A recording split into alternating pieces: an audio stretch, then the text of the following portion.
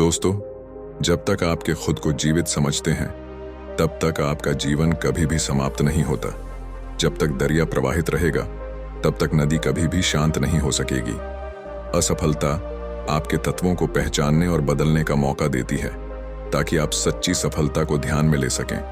भले ही बुरा वक्त आए, पर याद रखिए ये वक्त भी चला जाएगा। दोस्तों, खराब समय आपके अंदर की छिपी हुई प्रतिभा को बाहर निकालने का अवसर प्रदान करता है। इस खराब समय में आप क्या सही है, क्या गलत है, इसकी पहचान कर पाते हैं। दुनिया में दो तरह के लोग होते हैं। एक वे जो छोटी सी प्रॉब्लम आने पर घबरा जाते हैं और दुखी हो जाते हैं। दूसरे वह लोग होते हैं चाहे कितनी भी बड़ी मुश्किलें उनकी जिंदगी में आ जाए लेकिन वह हमेशा खुश रहते हैं।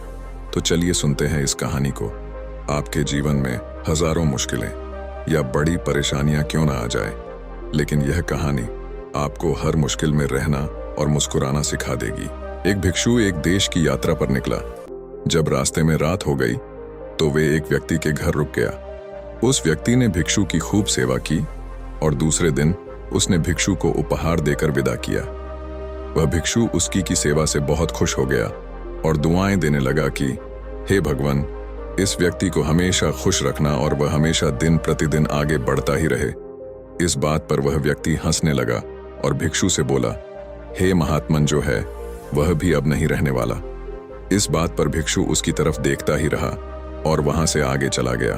कुछ साल बाद फिर भिक्षु उस व्यक्ति के घर आया और देखा कि सारा धन और सारी संपत्ति सब कुछ चला गया है। वह व्यक्ति एक गांव के ही बड़े जमींदार के यहाँ नौकरी कर रहा है।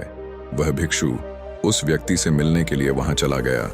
उस युवक ने उस अभाव में ही उस भिक्षु का स्वागत किया और झोपड़ी में ही फटी चटाई पर ही बैठाया। उसके पास खाने के लिए जो रूखी सूखी रोटी थी वह खाने के लिए भिक्षु को दे दिया।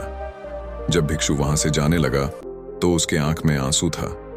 भिक्षु कहने लगा, हे भगवान, तुमने यह क्या किया?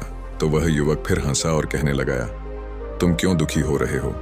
ईश्वर हमें जिस हाल में भी रखें हमें हमेशा खुश रहना चाहिए, उसे धन्यवाद देना चाहिए।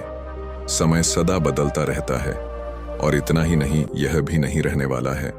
इस पर भिक्षु सोचने लगा कि मैं तो केवल वेश से ही भिक्षु हूं, लेकिन सच्चा भिक्षु तो तुम ही हो।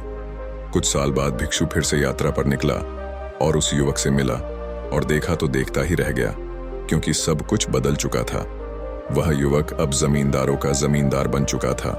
उसे मालूम हुआ वह युवक जिस जमींदार के यहाँ नौकरी कर रहा था उसकी कोई संतान नहीं थी और अपनी सारी संपत्ति और जायदाद उस युवक को दे दी।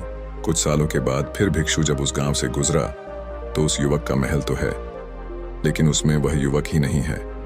उसमें कबूतर गुटरगू कर रहे हैं। वह युवक अब इस दुनिया में नहीं रहा, उसकी मृत्यु हो चुकी थी।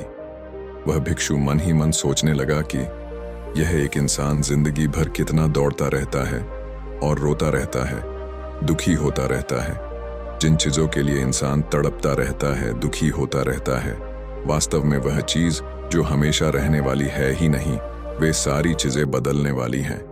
यह कहानी यह शिक्षा देती है कि हमारे जिंदगी में जब भी कोई मुश्किल, तकलीफ या दुख आए तो हमें यह सोचना चाहिए कि जिंदगी में इससे पहले मुश्किलें या उलझने आईं तो क्या वे हमेशा रुकी रहीं?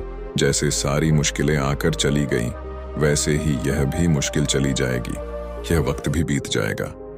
ये एक ऐसा वाक्य है, जब इसे खुशी में पढ़ेंगे तो दुख होगा और दुख में पढ़ेंगे तो खुशी होगी।